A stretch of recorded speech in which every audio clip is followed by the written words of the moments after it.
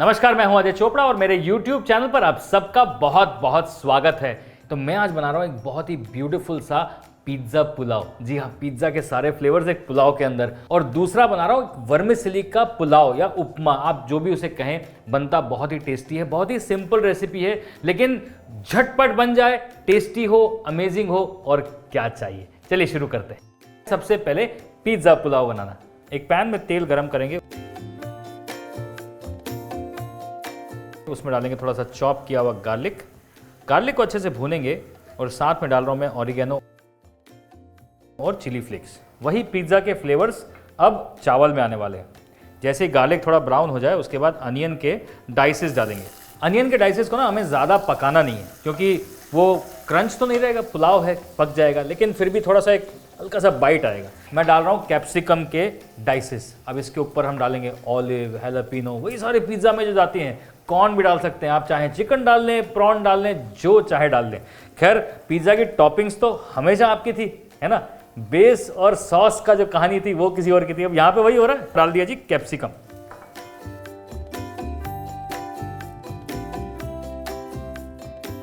प्याज और कैप्सिकम के साथ मैं डाल रहा हूं थोड़ा सा कॉर्न, नमक, पेपर। कॉर्न एक बार भुन जाए फिर उसमें डालेंगे थोड़ा सा टोमेटो का प्यूरे। ये मैं फ्रेश टोमेटो का प्यूरे यूज़ कर रहा हूँ, आप चाहें तो पैकेट वाला भी यूज़ कर सकते हैं। Fresh is always better. उसके बाद मैं डाल रहा हूँ थोड़े से ऑलिव्स, हैलापिनो। एक बार ये मसाला जो है वो तैयार हो जाए, मतलब इसे ज़्यादा पकाना नहीं है, फिर उसके बाद इसके अंदर डाले जाएंगे चावल।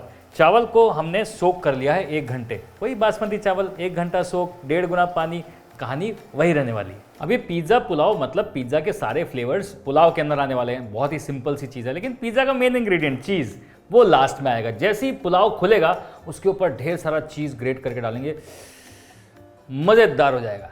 अब यहाँ पर जो है पानी उबल रहा है, इसका मतलब गैस को करा जाए धीरे, ढक के इसे पकाया जाए, बिल्कुल वैसे ही जैसे पुलाव को पकाते हैं।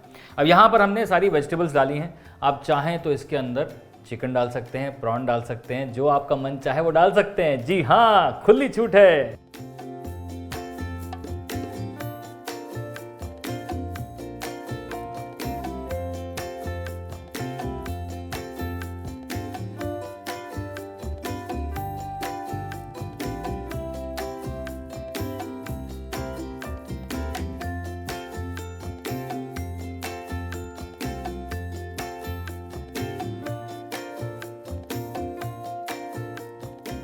अब पुलाव को हल्की आंच पे चढ़ा दिया जाए, दूसरी तरफ बनाया जाए बढ़िया वर्मिसेली वाला पुलाव, यानी कि वर्मिसेली की सेवियां, उपमा, जो भी आप बोलें।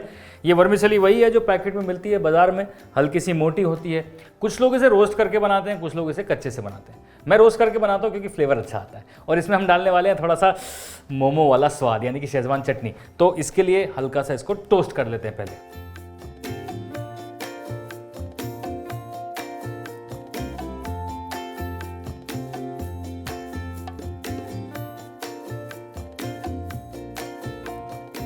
वर्मिसेली उपमा बनाना बहुत ही सिंपल है। सबसे पहले एक पैन लेंगे, उसमें डालेंगे थोड़ा सा तेल,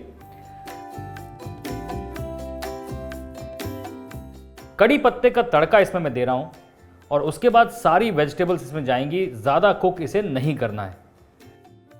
सबसे पहले कैप्सिकम,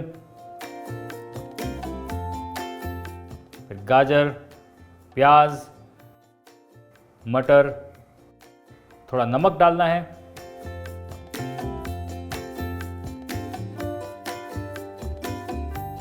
उसके बाद मैं डाल रहा हूं थोड़ा सा लाल मिर्च। हल्का सा पकाने के बाद मैं डालूंगा जिंजर गार्लिक का पेस्ट,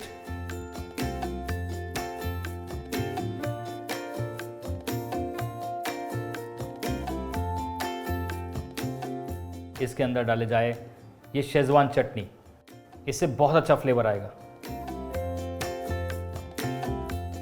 शेजवान चटनी भी 1 मिनट पकाने के बाद अब इसमें डाला जाए वर्मिसेली,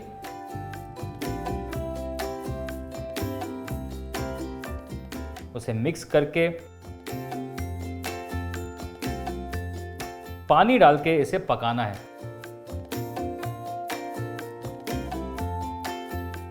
वर्मिसेली में कितना पानी है ना। पुलाव में तो सबको पता है 1 कप चावल 1.5 कप पानी अगर भीगा हुआ तो, लेकिन वर्मिसेली में सेम है। यस, क्योंकि वर्मिसेली का जो सोखने का कंटेंट होता है वो भी काफ़ी ज़्यादा होता है, तो वर्मिसेली को आपको सोख करने की ज़रूरत नहीं है। हमने यहाँ पे इसे रोस्ट कर लिया था, यानी कि टोस्ट कर लिया था। आप कच्चे से भी बना सकते हैं। तो अब यहाँ पर 1.5 गुना पानी डाला है, यानी कि अगर आपको 1.5 गुना नहीं समझ में आ रहा तो आप पैन देख रहे हैं, पैन में जितना वर्मिसेली का मिक्सचर था बस उतना ही कवर होना चाहिए, ऑलमोस्ट कवर होना चाहिए बस। तो ये पानी डाल के इसे ढक के हल्की आंच पे पका लिया जाए। अब ये जो पक के बिल्कुल एक हलवे की तरह होगा, लेकिन इसको अगर थोड़ी देर छोड़ेंगे तो ये अलग अलग हो जाएगा।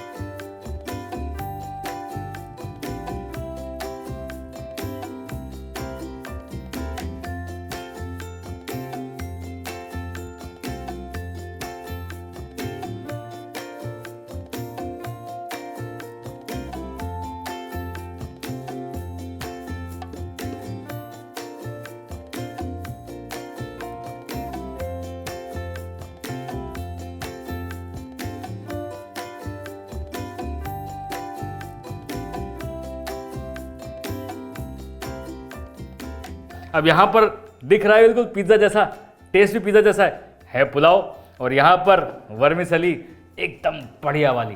अब आप टिफ़िन में बनाएं, शाम के नाश्ते में बनाएं, दिन में बनाएं, कभी भी बनाएं, अच्छा ही बनेगा और बहुत टेस्टी लगेगा। जाइए, बनाइए, खाइए, और अगर अच्छा लगे ना तो शेयर ज़रूर कर लेना, मतलब शेयरिंग इज़ केयरिंग, समझ रहे ना। तो ये जो ऐसे वाला शेयर बटन है वो वाला भी।